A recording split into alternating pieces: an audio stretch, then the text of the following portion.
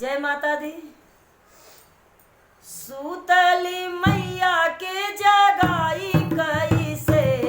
सूतली मैया के जगाई कैसे, मैया कैले दर्शनवा घर जाई कैसे, बिना कैले दर्शनवा घर जाई कैसे, सूतली मैया के जगाई कैसे, सूतली मैया के जगाई कैसे, बिना कैले दर्शनवा घर जाई कैसे,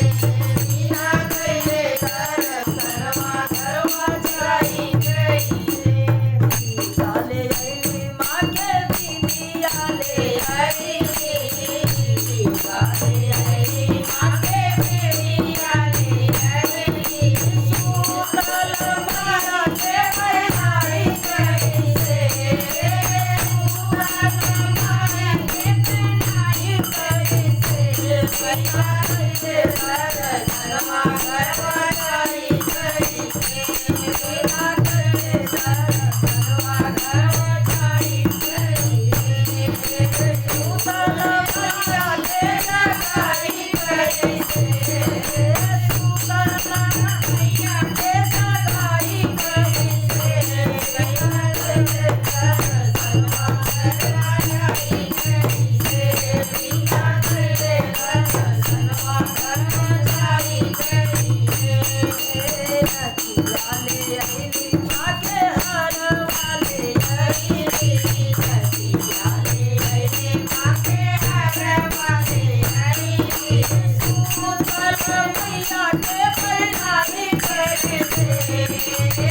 सूतल मैया के पहनाई कैसे,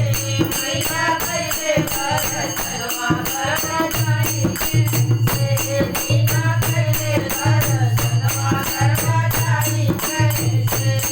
सूतल मैया के जगाई कैसे, बिना कैले दर्शनवा घर जाई कैसे, बिना कैले दर्शनवा घर जाई कैसे।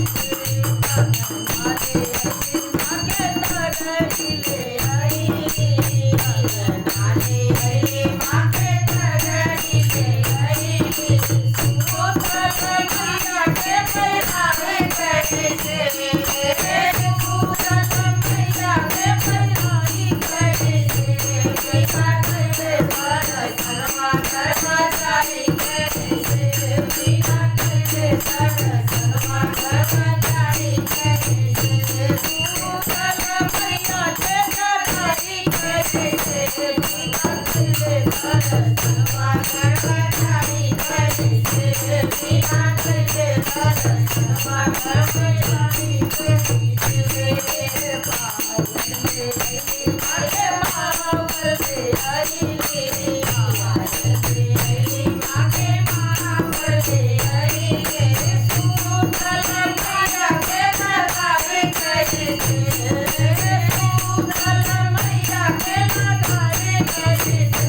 बिना कैले दर्शनवा घर जाई कैसे, बिना कैले दर्शनवा घर जाई कैसे, सूतल मैया के जगाई कैसे, बिना कैले दर्शनवा घर जाई कैसे,